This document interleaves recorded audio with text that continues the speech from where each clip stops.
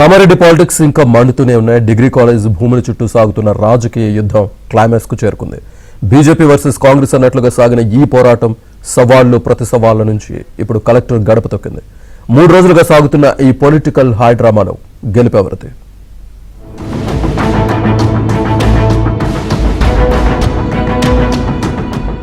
కామారెడ్డి ప్రభుత్వ degree college భూముల వ్యవహారం ఇప్పుడు తెలంగాణ వ్యాప్తంగా పెను సంచలనం రేపుతోంది.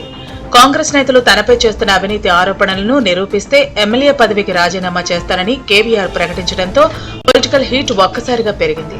2 రోజులుగా జరుగుతున్న ఈ పరిణామాల నేపథ్యంలో పోలీసులు హై అలర్ట్ ప్రకటించి ఎమ్మెల్యే నివాసం వద్ద భారీగా మోహరించారు. ఎమ్మెల్యే రమణారెడ్డికి మద్దతుగా రాష్ట్ర స్థాయి బీజేపీ నేతలు రంగంలోకి దిగడంతో రాజకీయం మరింత రసవత్తరంగా మారింది.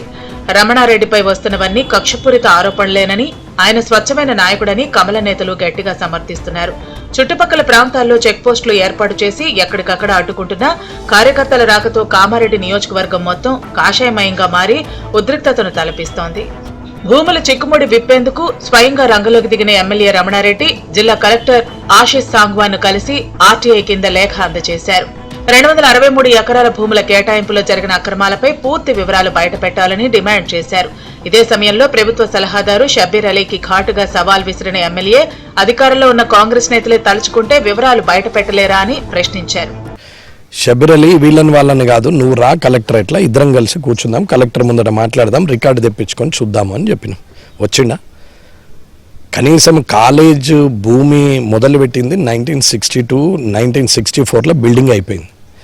1964లో బిల్డింగ్ అయిపోయి కాలేజ్ స్టార్ట్ అయితే ఆ రోజు ఈ మురిగె కుక్కలని ఆడున్నాయి. ఇలా డేట్ ఆఫ్ బర్త్ ఎంత? అసలు ఏమన్నా అర్థం ఉందా? వాడేదో పిచ్చోడు అన్నట్టు ఒడుతున్నాడు. ప్రూవ్ చేయాలా? ప్రభుత్వం ఆయనది, ముఖ్యమంత్రి ఓడిపోయిన ఉన్నాడు. సీఎం నుంచి 2 నిమిషాలు రికార్డ్స్ తీసుకొని రమ్మంటే ఫైళ్ళని పట్టుకొని పోరా? ఎంతసేపు అది సాల్వ్ చేయాలంటే ఇక్కడనే మీకు అర్థం కావాలా? బీజేపీ ఎంపీ డీకే అరుణ కూడా ఈ వివాదంలోకి ఎంట్రీ ఇచ్చి కాంగ్రెస్ ప్రభుత్వంపై నిప్పులు చెరిగారు. ప్రజల మధ్య ఉండే రమణారెడ్డిని అడుగడుగునా అడ్డుకోవటం, ఆయన ఇంటిపై దాడులు చేయటం అరాచక పాలనకు నిదర్శనమని ధ్వజమెత్తారు. ప్రజలు ఆశీర్వదించిండ్రు, నీతిపరుడనే కాబట్టి ఆశీర్వదించిండ్రు. ఇమ్మీడియట్ గా మీరు ముఖ్యమంత్రిగా మీ యొక్క నాయకుడు చేసేటువంటి ఆరోపణలని వెంబడే విత్డ్రా చేసుకోమనండి, లేదా నిరూపించమనండి. నిరూపించలేకపోతే విత్డ్రా చేసుకోమని తప్పైందని చెప్పి క్షమాపణ కోరమనండి. అది మీ యొక్క గొప్పతనానికి ఒక ముఖ్యమంత్రిగా, ఒక పెద్ద మనిషిగా, ఈ రాష్ట్రానికి ముఖ్యమంత్రిగా, రాష్ట్రానికి పెద్ద మనిషిగా మీ బాధ్యత మీరు నిర్వర్తిస్తారని చెప్పి నేను భావిస్తున్నా.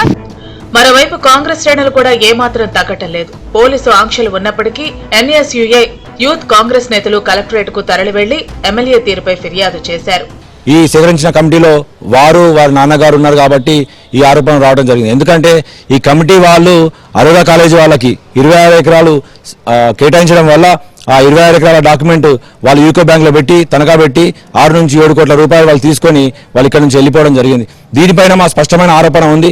రమణారెడ్డి గారు మీరు కమిటీలో ఉన్నప్పుడు, మీరు మీ నాన్నగారు కమిటీలో ఉన్నప్పుడు ఏదైతే జరిగిందో ఆ జరిగినప్పుడు మీరు ఎలాంటి స్పందన లేదు కాబట్టి, దాంట్లో అవినీతిలో మీకు భాగస్వామ్యం ఉంది కాబట్టి స్పందన లేదని చెప్పేసి మేము స్పష్టమైనటువంటి మా ఆరోపణ చేయడం జరిగింది. గత 3 రోజులుగా సాగుతున్న ఈ రాజకీయ రగడ ప్రస్తుతానికి కలెక్టర్ వద్దకు చేరటంతో తాత్కాలికంగా సద్దుమణిగినట్టు కనిపిస్తున్నా అసలు భూ అక్రమాలు జరిగాయా లేదా, ఈ పొలిటికల్ వార్ లో తుది విజయం ఎవరిది అన్నది తెలియాల్సి ఉంది.